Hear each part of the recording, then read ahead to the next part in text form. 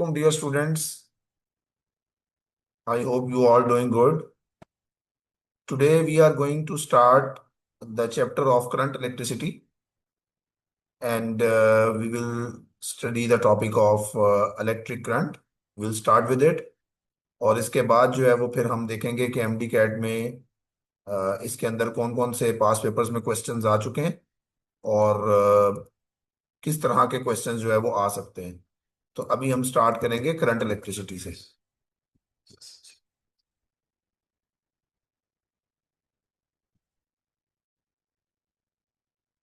Current electricity, this is the name of the chapter, right?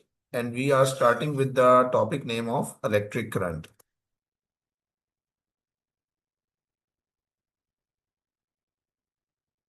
Ji student, first of all electric current के बारे में आपके mind में क्या आता है कि इसकी क्या डेफिनेशन होगी। देखें, इलेक्ट्रिक करंट होता है flow of charge per unit time. मतलब अगर किसी भी वायर में कोई चार्जेस फ्लो कर रहे हैं, पर यूनिट टाइम कितना चार्ज फ्लो करता है, that is called electric current.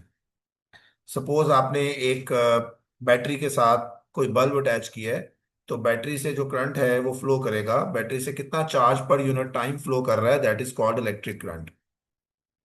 It is represented by I, और इसका फार्मूला होता है क्यू बाई टी, और you can say delta Q by delta T. इसमें बेटा याद रखिएगा, क्यू जो है वो चार्ज है and T is the time. अब इसके यूनिट्स की बात कर लेते हैं, क्योंकि पहले हम किसी भी टॉपिक्स की एमडी कैट में बेसिक्स को देखते हैं। इलेक्ट्रिक करंट के यूनिट्स एम्पेयर्स होते हैं, और चार्ज के यूनिट्स कूलम्स होते हैं, और टाइम के यूनिट्स जो हैं वो सेकंड्स होते हैं। तो एम्पेयर्स इक्वल होता है कूलम पर सेकंड। इसमें डियर स्टूडेंट्स एक बात याद रखिएगा कि जो इलेक्ट्रिक करंट है वो एक स्केलर क्वांटिटी है। तो ये भी हम यहाँ लिख लेते हैं कि it is a scalar quantity. अब इसमें कई स्टूडेंट्स क्वेश्चन करते हैं कि सर करंट की डायरेक्शन तो होती है फ्रॉम पॉजिटिव टू नेगेटिव और from negative to positive terminals of the battery, तो फिर ये स्केलर क्यों है। देखिए बेटा, किसी भी क्वांटिटी का वेक्टर होना या स्केलर होना सिर्फ डायरेक्शन पर डिपेंड नहीं करता। देयर आर सम रूल्स कि जिनको कोई वेक्टर अगर ओबे करे तो वो वेक्टर होगा, या कोई फिजिकल क्वांटिटी उनको ओबे करेगी तो वो वेक्टर होगी। अगर वो उन रूल्स में से किसी एक रूल को भी डिसोबे करती है तो वो वेक्टर नहीं होगी। तो जो करंट है ये उनमें से कुछ रूल्स को ओबे नहीं करता, तो इसलिए हम करंट को एक स्केलर क्वांटिटी मानते हैं, एक वेक्टर क्वांटिटी नहीं मानते। अच्छा, अब इसके बाद आ गई कि करंट कितनी टाइप्स का होता है। तो इसको समझाने के लिए अगर मैं आपसे ये कहूं कि हमारे पास एक बल्ब है, बल्ब की यूजली सिंबल हम यू लेते हैं करंट इलेक्ट्रिसिटी में, और इस बल्ब के साथ बेटा आपने ये एक बैटरी को अटैच कर दी है, राइट। अच्छा, अब इस बैटरी में जो बेटा करंट का फ्लो होता है, आप सब लोगों को पता होना चाहिए कि जो इलेक्ट्रिक करंट का फ्लो होता है that is from negative terminal to the positive terminal. तो यहां से ये इलेक्ट्रॉन्स निकलेंगे,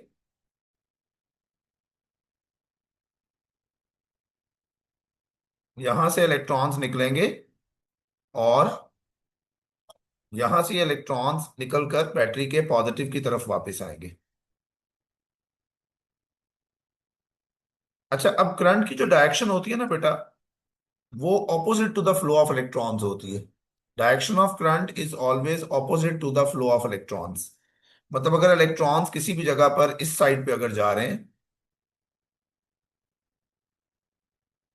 तो जो बेटा करंट की डायरेक्शन होगी वो इस फ्लो ऑफ इलेक्ट्रॉन्स के ऑपोजिट होगी। तो इसकी डायरेक्शन इस साइड पर होगी।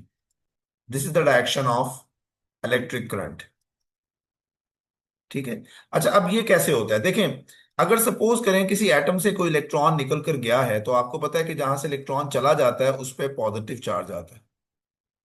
जिस जिस एटम से इलेक्ट्रॉन चला जाएगा उस पर पॉजिटिव चार्ज आएगा। सपोज करें कि अगर यहां से ये इलेक्ट्रॉन बेटा इस साइड पे आ जाता है, तो इसकी जगह पे पॉजिटिव चार्ज आ जाएगा, राइट, ठीक है।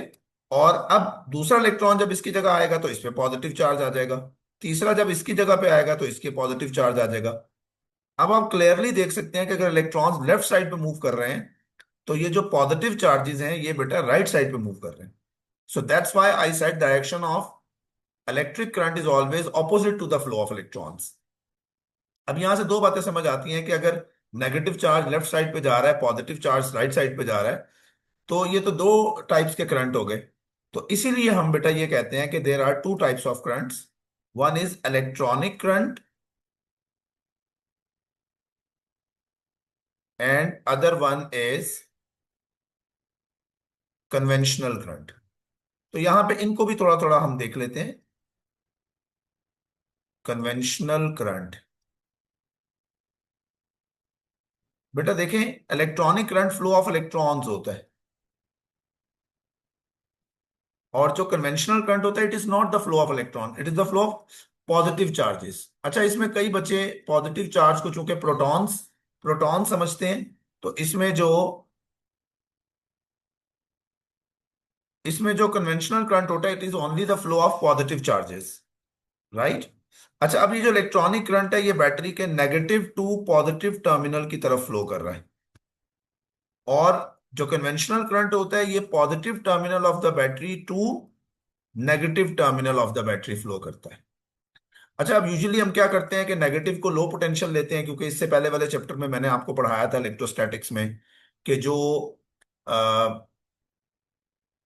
नेगेटिव होता है टर्मिनल वो लो पोटेंशियल पे होता है और पॉजिटिव हाई पोटेंशियल पे। तो अगर ये करंट नेगेटिव टू पॉजिटिव जा रहा है तो हम यूं भी कह सकते हैं कि it moves from low to high potential, और ये फिर पॉजिटिव से नेगेटिव जा रहा है तो ये हो जाएगा high to low potential. It is from high to low potential. So बेटा something about this is something about electric current जो हमने अभी पढ़ा, राइट। तो अब इसके बाद, अच्छा अब इसके बाद बेटा हम लोग ये देखते हैं, हम नेक्स्ट टॉपिक की तरफ जाते हैं। तो अभी हम जो नेक्स्ट टॉपिक देख रहे हैं वो है ड्रिफ्ट वेलोसिटी। जरा ये समझ लेते हैं कि ड्रिफ्ट वेलोसिटी क्या होती है। ये भी आपके सिलेबस का पार्ट है, क्योंकि ये हमें इसको इलेक्ट्रिक करंट के अंदर ही समझना है। तो अब देखते हैं कि ड्रिफ्ट वेलोसिटी क्या होती है। देखिए बेटा, अगर मैं आपसे कहता हूं कि ये मेरे पास एक कंडक्टर है, राइट। इस कंडक्टर के अंदर जो फ्री इलेक्ट्रॉन्स हैं वो आपको पता है कि वो रैंडमली मूव कर रहे होंगे। All the electrons will be moving randomly. ठीक है, सपोज करें ये इलेक्ट्रॉन्स हैं, ये कंडक्टर के अंदर फ्री इलेक्ट्रॉन्स होते हैं। आप सब लोग केमिस्ट्री में भी इसको पढ़ते हो। So all these electrons are moving rapidly, कोई इलेक्ट्रॉन कहीं जा रहा है, कोई इलेक्ट्रॉन कहीं जा रहा है। So all these electrons are moving randomly. अच्छा, अब इनकी जो एवरेज वेलोसिटी होती है ना रैंडमली मूविंग इलेक्ट्रॉन्स की, वो बेटा होती है, अगर मैं यहां इसकी वैल्यू लिख दूं कि इनकी जो एवरेज वेलोसिटी होती है, वो बेटा अराउंड 10 पावर +5 मीटर्स पर सेकेंड होती है। लेकिन अब ये देखें, अगर मैं इसी कंडक्टर को बेटा अटैच कर देता हूं, सपोज करें कि ये यही कंडक्टर है, सेम कंडक्टर मैं ड्रॉ कर रहा हूं। अगर बेटा मैं इसी कंडक्टर को अटैच कर देता हूं किसी बैटरी के साथ। अच्छा, अब जब आप इसे बैटरी के साथ अटैच करेंगे, ये टर्मिनल पॉजिटिव है, ये नेगेटिव है, तो ये एंड नेगेटिव हो जाएगा और ये एंड पॉजिटिव हो जाएगा। अब इसके अंदर जितने भी इलेक्ट्रॉन्स होंगे, ये जो नेगेटिव है वो बेटा इनको रिपेल करेगा। So all these electrons will now not move randomly. तो इंस्टेड इनकी रैंडम मोशन से मोशन इनकी यूनिफॉर्म हो जाएगी, because every electron will be attracted towards the positive terminal और repelled by the negative terminal. तो ये बड़े यूनिफॉर्मली मूव करना शुरू कर देंगे सर्किट में। तो इनकी इस यूनिफॉर्म वेलोसिटी को हम रैंडम वेलोसिटी बोलते हैं। हम अगर इसकी डेफिनेशन लिखें, दोबारा समझ लें कि अगर ये हमारे पास कंडक्टर है, ये एंड नेगेटिव होगा तो ये इन इलेक्ट्रॉन्स को पुश करेगा। सारे इलेक्ट्रॉन्स अब रैंडम मूवमेंट करने की बजाय इस पूरे सर्किट में एक यूनिफॉर्म वेलोसिटी गेन कर लेंगे, उस यूनिफॉर्म वेलोसिटी को हम बोलेंगे ड्रिफ्ट वेलोसिटी। तो यहां पे मैं ये कहता हूं कि इसकी डेफिनेशन अगर हम लिखें तो हम ये लिखेंगे कि यूनिफॉर्म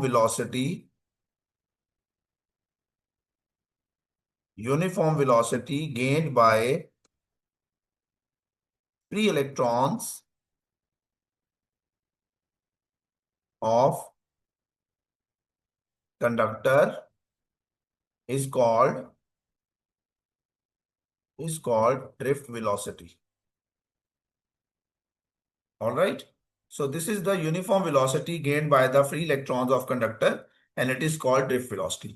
अच्छा, अब यहां सवाल ये होता है बेटा बेटा कि हमें इसका क्वेश्चन कैसा आएगा। अच्छा, और इसकी वैल्यू भी मैं अभी आपको बता देता हूँ और क्वेश्चन भी बता देता हूँ। देखिए बेटा, इसकी वैल्यू आपने याद रखनी है कि जो ड्रिफ्ट वेलोसिटी होती है, इसको वीडी कह देते हैं, इट्स वैल्यू इज अबाउट 10⁻⁻⁵ आप देख रहे हैं कि रैंडम वेलोसिटी 10⁻+5 थी और ड्रिफ्ट वेलोसिटी 10⁻⁻5 है। तो ये आपके लिए मेमोराइज करना भी इसको इजी है क्योंकि पावर सेम है और ये एक वैल्यू +5 है और एक -5 है। अच्छा, इसमें एक कई बच्चे ये क्वेश्चन कहते हैं कि सर जब इसके साथ हमने बैटरी लगा दी है, एक पुशिंग फोर्स इसको मिल रही है, तो वेलोसिटी बढ़नी नहीं चाहिए थी। तो इसकी मैं एग्जांपल यूं देता हूं कि अगर हम माइक्रोस्कोपिक लेवल पे देखें तो किसी भी कंडक्टर में फ्री इलेक्ट्रॉन्स होते हैं और उनके पास एटॉमिक स्पेसिस होती हैं जहां पे ये इलेक्ट्रॉन्स मूव कर सकते हैं। राइट। तो जब हम इसको बैटरी से अटैच नहीं करते तो इन इलेक्ट्रॉन्स के पास फ्री स्पेसिस अवेलेबल होती हैं जिसमें ये मूव कर सकें और इनकी वेलोसिटी इसलिए ज्यादा होती है। लेकिन जब हम इसी कंडक्टर को बैटरी के साथ अटैच कर देंगे तो ये इलेक्ट्रॉन्स को एक पुशिंग फोर्स मिल रही है, अब ये रैंडमली मूव कर नहीं कर सकते। और ये ऐसे ही है ना कि जैसे आप एक सड़क पे गाड़ियां चल रही हैं, लोग चल रहे हैं और आपको कहा जाए कि इसमें भागो, तो जहां जहां आपको स्पेस मिलेगी आप भाग के निकल जाएंगे। लेकिन अगर हम एक जुलूस में खड़ा कर दें और एक जुलूस जो एक डायरेक्शन में जा रहा हो बहुत सारे लोगों का, और उसमें आपको कहा जाए कि भागो, तो उसमें आप लोग नहीं भाग पाएंगे। तो जुलूस में भागना मुश्किल होता है क्योंकि उसकी डायरेक्शन सेम होती है, वो रैंडम नहीं होती, तो स्पीड ऑब्वियसली कम हो जाती है। तो यही यहां पर हो रहा है कि जो इलेक्ट्रॉन्स हैं वो एक यूनिफॉर्म स्पीड से मूव कर रहे हैं, इसलिए इनकी स्पीड कम हो जाती है। तो that's why drift velocity is much much smaller than random velocity of electrons. अच्छा, अब इसमें यहां पर इसके फार्मूलाज की तरफ भी आते हैं। इसका पहला फार्मूला तो बेटा आप नोट करें, V D equals delta V/N/E ρ L। अब इसमें थोड़ा मैं मेंशन कर देता हूं बेटा, जो डेल्टा वी है वो इलेक्ट्रिक पोटेंशियल है या पोटेंशियल डिफरेंस कह लेते हैं, PD. PD stands for potential difference. इसमें बेटा जो रो है ना वो रेजिस्टिविटी है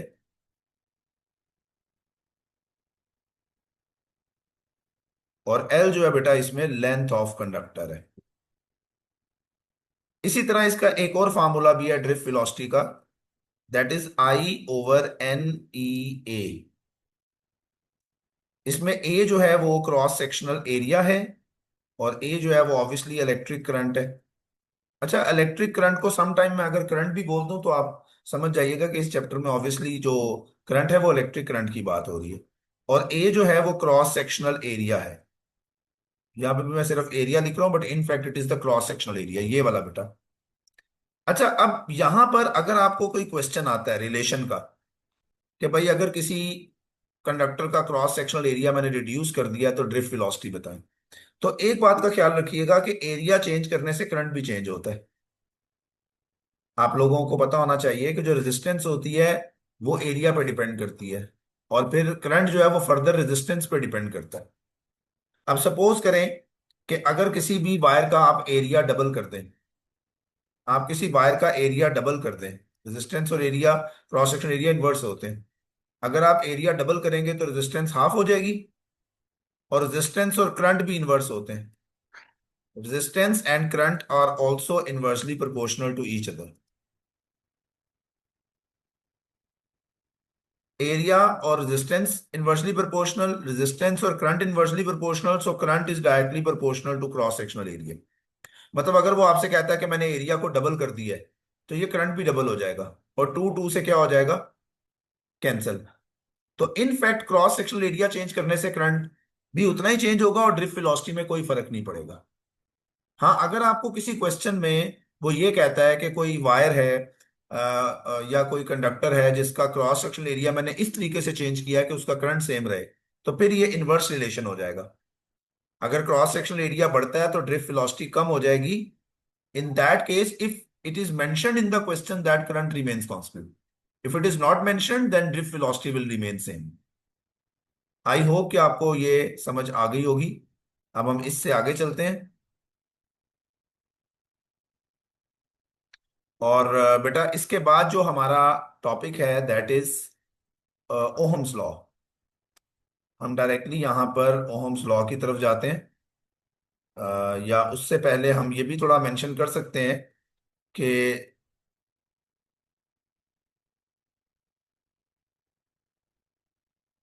जो हमारे पास डिफरेंट सोर्सेज होते हैं करंट के, वो मैं आपको वैसे ही बता देता हूँ।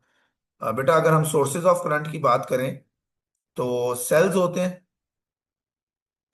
सेल्स बेसिकली कन्वर्ट करते हैं केमिकल एनर्जी को, chemical energy into electrical energy, right. अच्छा, उसके बाद अगर हम नंबर 2 पॉइंट की बात करें सोर्सेज के हवाले से, what is the second point? Second point thermocouples. अच्छा, ये जो थर्म वर्ड होता है ना, ये हीट से निकला है तो आप इसको जज भी कर सकते हैं। Thermocouples convert heat energy into electrical energy. And number 3, solar cells. Solar cells convert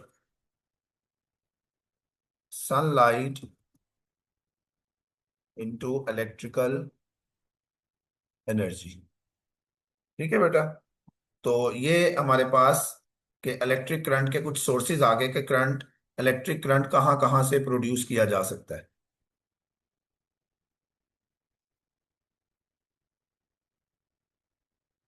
अच्छा, अब बेटा इसके बाद हम अपने मेन टॉपिक की तरफ जाते हैं दैट इज ओहम्स लॉ।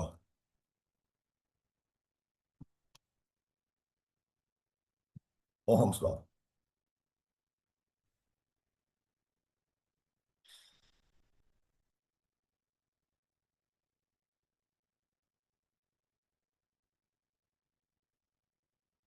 अच्छा बेटा, अब ओहम्स लॉ की स्टेटमेंट लिखने से पहले यहां पर ओहम्स लॉ की हम स्टेटमेंट लिखने से पहले मैं आपको इसका बता देता हूँ बैकग्राउंड। कि बेटा अगर हम एक कंडक्टर है या कोई भी डिवाइस है, अगर हम कंडक्टर ही सपोज कर लेते हैं कि किसी भी कंडक्टर को अगर हम अटैच करते हैं एक बैटरी के साथ,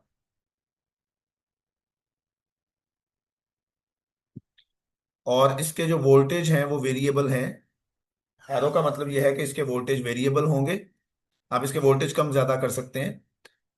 तो ओहम ये कहता है कि अगर आप ज्यादा वोल्टेज की बैटरी लगाएंगे तो अब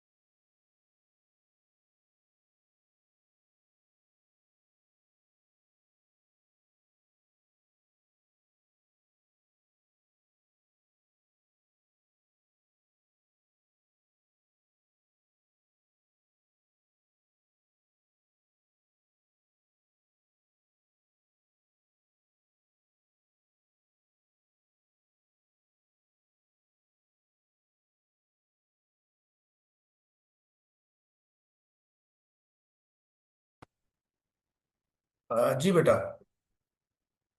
अच्छा ये देखें, बेटा अगर ये एंड पॉजिटिव है ये नेगेटिव है, तो यहाँ पे मैंने बोला कि ये इलेक्ट्रॉन्स को ये वाला एंड पुश करता है और ये इलेक्ट्रॉन्स बैटरी के पॉजिटिव की तरफ ट्रेवल करते हैं। तो अगर आप ज्यादा वोल्टेज की बैटरी लगाएंगे तो वोल्टेज क्या होता है? आपने इलेक्ट्रोस्टैटिक्स में पढ़ा, work done per unit charge. तो हाई वोल्टेज का मतलब ये हुआ कि ज्यादा वर्क डन होगा। ज्यादा वर्क डन का मतलब ये होगा कि more charges will travel towards the positive terminal because pushing force increase हो जाएगी। तो इट मीन्स दैट कि more current will start flowing towards the through the conductor. So Ohm यही कहता है कि जितना ज्यादा वोल्टेज होंगे उतना ज्यादा करंट फ्लो करेगा।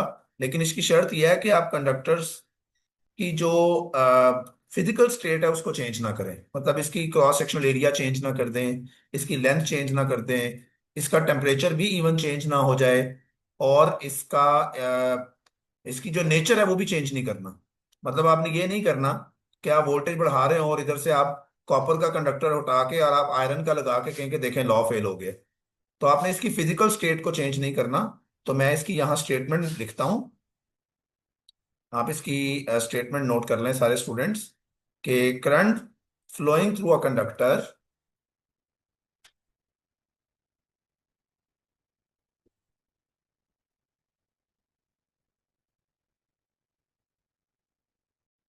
flowing through a conductor is directly proportional to the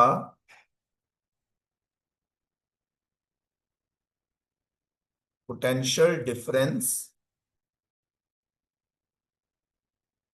applied across its ends, provided that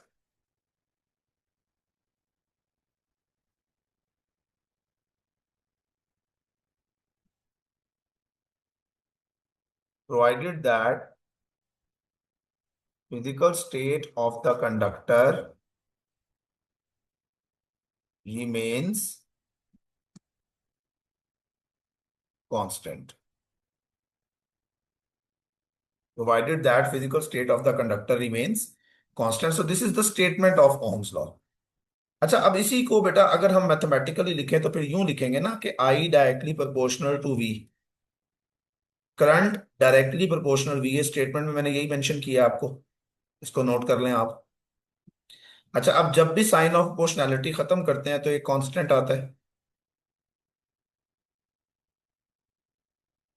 अच्छा अब यहाँ पे कांस्टेंट ऑफ प्रोपोर्शनैलिटी क्या होगा, आप एक लम्हे के लिए सोचें कि what is the constant of proportionality in Ohm's law. अब मोस्टली स्टूडेंट कहते हैं कि constant of proportionality Ohm's law में आर होता है। तो बेटा ये formula I equal V R हो जाएगा, जो कि गलत है।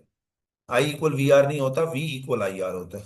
तो यहाँ पे कांस्टेंट ऑफ प्रोपोर्शनैलिटी कंडक्टेंस होता है, कंडक्टेंस। क्या आपने कंडक्टर की कंडक्टेंस को चेंज नहीं करना। और फिर एक और बात जो कि बहुत इंपॉर्टेंट है कि कंडक्टेंस और रेजिस्टेंस इनवर्सली प्रोपोर्शनल होते हैं, रेसिप्रोकल होते हैं बल्कि। तो कंडक्टेंस की जगह पर 1/r आ जाएगा। अब बेटा आप इस आर को अगर इधर मल्टीप्लाई कर दें तो ओहम्स लॉ का फॉर्मूला बन जाएगा V equals I are. V equals I are. So this is very very famous formula. और आप सब लोगों को ये फार्मूला पता भी है। लेकिन अगर किसी बच्चे ने इसको याद रखना है तो वो यूं याद रख सकता है, वेरी इंटेलिजेंट रैबिट। अगर आपने इसकी तरतीब को याद रखना है तो ये यूं हो सकती है, वेरी इंटेलिजेंट रैबिट। ठीक है बेटा। तो ये हमारे पास एक बन गया। अब इसमें ये जो आर है ये हमारे पास एक कांस्टेंट की फॉर्म में आ रहा है, कांस्टेंट ऑफ प्रोपोर्शनैलिटी नहीं है। कांस्टेंट ऑफ प्रोपोर्शनैलिटी 1/r है। आर कांस्टेंट जरूर है लेकिन ये कांस्टेंट ऑफ प्रोपोर्शनैलिटी नहीं है। तो आर जो है ये रेजिस्टेंस होती है। इसको भी यहां पे मेंशन कर देते हैं कि R is the resistance of conductor, resistance of conductor. और याद रखिएगा बेटा ये जो आर है ना, इसका मतलब है जब मैंने फिजिकल स्टेट कहा है तो ये जो आर है वो कुछ चीजों पे डिपेंड करता है। अब देखना ये है कि आर किन किन चीजों पे डिपेंड करता है। हमने बोला ना ओहम्स लॉ में कि इसकी आर कांस्टेंट रहनी चाहिए। तो अब आर किन चीजों पे डिपेंड करती है वो देख लेते हैं। सबसे पहले आर डिपेंड करती है लेंथ के ऊपर। ये इसका, इसके बाद मैं पूरा एक टॉपिक पढ़ाऊंगा आपको कि जो आर है वो किन चीजों पर डिपेंड करती है, किन फैक्टर्स पर डिपेंड करती है, उन फैक्टर्स को चेंज करें तो आर किस तरह चेंज होता है। ये इसका एक पूरा एक अलग टॉपिक है, वो हम नेक्स्ट टॉपिक में डिस्कस करेंगे। अभी सिर्फ ओहम्स लॉ की हद तक मैं आपको बता रहा हूँ कि जो रेजिस्टेंस होती है वो लेंथ पे डिपेंड करती है, किसी भी वायर के क्रॉस सेक्शनल एरिया पे डिपेंड करती है, उसकी नेचर पे डिपेंड करती है, और उसके टेम्परेचर पे डिपेंड करती है। अगर आप टेम्परेचर चेंज करेंगे तब भी रेजिस्टेंस चेंज हो जाएगी। ठीक है बेटा, तो this is all about Ohm's law. And now we move to the next point, that is the graphical representation of the Ohm's law. ठीक है, तो अब हम देखते हैं ग्राफिकली, इसको अंडरस्टैंड करते हैं कि ओहम्स लॉ जो है वो ग्राफिकली किस तरह होता है। So graphical representation of Ohm's law. अच्छा बेटा, आप लोग बचपन से पढ़ते आ रहे हो, आप लोगों को ये बात बहुत अच्छे तरीके से पता है कि इंडिपेंडेंट और डिपेंडेंट वेरिएबल्स क्या होते हैं। इंडिपेंडेंट वेरिएबल वो होता है जिसको आप अपनी मर्जी से चेंज कर सकें, और डिपेंडेंट वेरिएबल वो होता है जिसको जब इंडिपेंडेंट वेरिएबल चेंज करें तो उसकी वजह से वो चेंज होगा। तो that is called dependent variable. जैसे आप गैस के ऊपर प्रेशर अप्लाई कर रहे हो तो ये इंडिपेंडेंट वेरिएबल है, आपकी मर्जी है, आप जितना मर्जी अप्लाई करो, कम अप्लाई करो या ज्यादा अप्लाई करो। लेकिन उसकी वजह से जो वॉल्यूम चेंज होगा वो आप अपनी मर्जी से नहीं कर रहे, दैट इज डिपेंडेंट वेरिएबल, वो प्रेशर की वजह से चेंज हो रहा है। अच्छा, इसी तरह करंट और वोल्टेज में भी यही रिलेशन है। इनमें से एक इंडिपेंडेंट वेरिएबल है, एक डिपेंडेंट वेरिएबल है। तो अब आप गौर करें, अगर, तो वाई एक्सिस पे हमेशा डिपेंडेंट वेरिएबल आता है और एक्स एक्सिस पे इंडिपेंडेंट वेरिएबल आता है।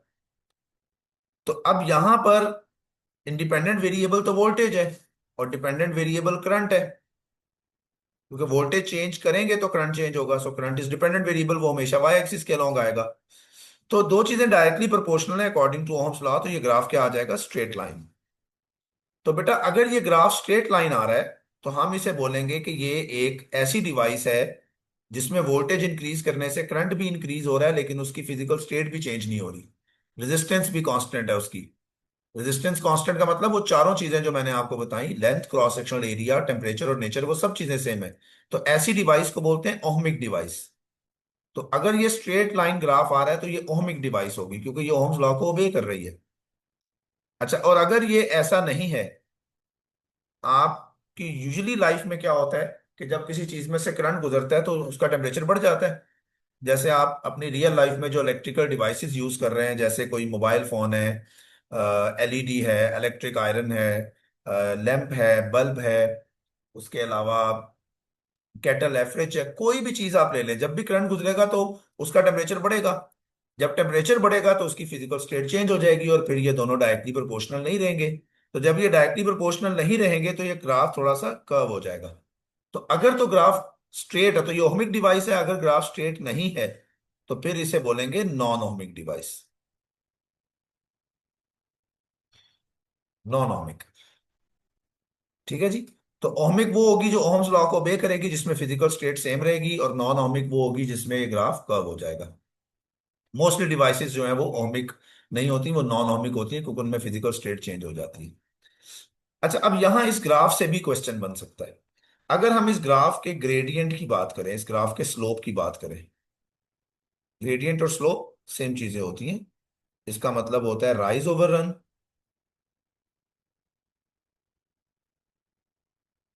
ठीक है, तो अब बेटा ये जरा देखिएगा कि जो स्लोप है, तो राइज का मतलब यानी कि वाई एक्सिस, और रन का मतलब एक्स एक्सिस। तो स्लोप में वाई एक्सिस पे करंट है, एक्स एक्सिस पे वोल्टेज है। अब आप यहां से देखें आई ओवर वी क्या बन सकता है। देखें बेटा, आपने ये बोला कि वी इक्वल्स होता है आई आर के, आपने भी यही बोला ना, वी इक्वल्स आई आर। तो यहां से इसको बनाते हैं आई ओवर वी। तो आई ओवर वी बनाने के लिए आप वी को इधर लेके जाएंगे, आर को दूसरी साइड पर लेकर जाएंगे। तो फिर ये देखें आई ओवर वी किसके इक्वल हो गया, वन ओवर आर के। अब यहां से ये थोड़ा सीखें आप कि इसका तो ये मतलब बन गया कि स्लोप और रेजिस्टेंस एक दूसरे के इनवर्स होंगे। यानी अगर आपको पेपर में एक एमसीक्यू आता है कि ये हमारे पास आई वी कर्व है और इसमें हमारे पास ये चार डिफरेंट ग्राफ्स हैं, ठीक है, there are four different materials, इनके ग्राफ ये हैं, और वो आपसे ये पूछ लेता है कि ये मटेरियल ए है, ये मटेरियल बी है, ये सी है, ये डी है, बताएं इनमें से सबसे ज्यादा रेजिस्टेंस किसकी होगी। तो अब आप देखें ये जो अभी हमने रिलेशन बनाया कि रेजिस्टेंस सबसे ज्यादा उसकी होगी बेटा जिसका स्लोप सबसे कम है। अब इन चारों में देखें सबसे कम स्लोप किसका है, आप इंक्लिनेशन से जज करें। जितनी लाइन वाई एक्सिस के साथ पैरेलल होती चली जाती है, या जितनी ज्यादा जिसका एंगल ऑफ इंक्लिनेशन होता है उसका स्लोप ज्यादा होता है। ए का स्लोप सबसे ज्यादा है, डी का सबसे कम है। तो डी का स्लोप सबसे कम, तो डी की रेजिस्टेंस सबसे ज्यादा, तो आंसर होगा डी। आई होप कि आपको यह समझ आ गई होगी कि इसका जो स्लोप है वो आर के इक्वल नहीं आ रहा, 1/r के इक्वल आ रहा है। अच्छा, इसी तरह अगर क्वेश्चन थोड़ा सा एग्जामिनर चेंज कर दे, एग्जामिनर क्वेश्चन ये कर दे कि ये जो आई वी कर्व है, ये आई वी नहीं है, बेसिकली ये वी आई कर्व है। तो अब वी आई कर्व का स्लोप देखते हैं कि किसके इक्वल होगा। पहले हमने आई वी के लिहाज से बोला कि अगर आई अलोंग वाई एक्सिस है और वी अलोंग एक्स एक्सिस है, लेकिन एग्जामिनर वी आई कर देता है, तो slope of V I graph क्या होगा। तो मैंने अभी आपको बताया कि स्लोप इक्वल होता है Y axis over X axis. तो Y axis over X axis, अब वाई एक्सिस पे वी है, एक्स एक्सिस पे आई है, तो इसका स्लोप आर के इक्वल हो जाएगा, ठीक है। जितना ज्यादा स्लोप इस केस में उतनी ज्यादा रेजिस्टेंस। तो अगर अब वो आपको ये चारों ग्राफ यहाँ पे आई वी की बजाय वी आई कर देता है, तो फिर रेजिस्टेंस उसकी ज्यादा होगी जिसका स्लोप सबसे ज्यादा है। तो फिर स्लोप सबसे ज्यादा ए का होगा। तो अगर आई वी की बजाय यहाँ वी आ जाए, यहाँ आई आ जाए, तो फिर आंसर ए होगा। तो बेटा इस क्वेश्चन को करने से पहले आप लोगों ने, कि अगर वो आपको ये कहे कि इस ग्राफ की रेजिस्टेंस बताएं और वो स्लोप से निकलती हो, तो आपने क्वेश्चन को सॉल्व करने से पहले वाई और एक्स एक्सिस को चेक करना है कि ये आई वी कर्व है या वी आई कर्व है, ठीक है। और व्हेन वी से आई वी कर्व, तो जो पहली क्वांटिटी होती है वो वाई एक्सिस के अलोंग होती है, और जो सेकंड क्वांटिटी होती है वो एक्स एक्सिस के अलोंग होती है। तो in case of I V curve, जो स्लोप है वो 1/r के इक्वल होगा, स्लोप और आर इनवर्स हो जाएंगे, तो जिसका स्लोप कम होगा उसकी रेजिस्टेंस ज्यादा होगी। In case of V I curve, V over I बन जाएगा slope that is equal to R, तो फिर जिसका स्लोप ज्यादा होगा उसकी रेजिस्टेंस ज्यादा होगी। आई होप कि ये आपको समझ आ गया होगा। अब इसमें हम लास्ट चीज देखते हैं बेटा, इसमें पावर, अगर हम इसका एरिया निकाल लें, area under V I curve कर लें, तो एरिया निकालने के लिए आपको यहाँ पे परपेंडिकुलर ड्रॉ करना पड़ेगा, और ये ट्रायंगल बन जाएगी। इसका एरिया होता है हाफ हाइट इनटू बेस। तो जो हाइट है वो वोल्टेज है, बेस करंट है, तो वी आई पावर होता है। हाफ वी आई का मतलब है ये एवरेज पावर आपको देगा। इसका मतलब ये हुआ, दो बातें हो गई, कि आई वी या वी आई कर्व का जो स्लोप है उससे आप रेजिस्टेंस निकाल सकेंगे, और area under V I curve जो होगा वो आपको एवरेज पावर डिसिपेशन देगा। Area under V I curve gives average power dissipation, के कोई बल्ब है या जो डिवाइस है जिसके अक्रॉस आपने इसको लगाया हुआ है, वो कितनी पावर यहाँ पे खर्च कर रहा है। तो मैं रिपीट कर रहा हूँ कि स्लोप से आपको रेजिस्टेंस पता चलेगी, और एरिया अंडर द ग्राफ जो है वो आपको पावर डिसिपेशन की वैल्यू देगा। So this is the end of today's lesson, और in this lesson we studied about the electric current, types of current, types of current, and then we talked about the drift velocity, its factors, variations, हमने variation सीखी कि किस variation का question आ सकता है।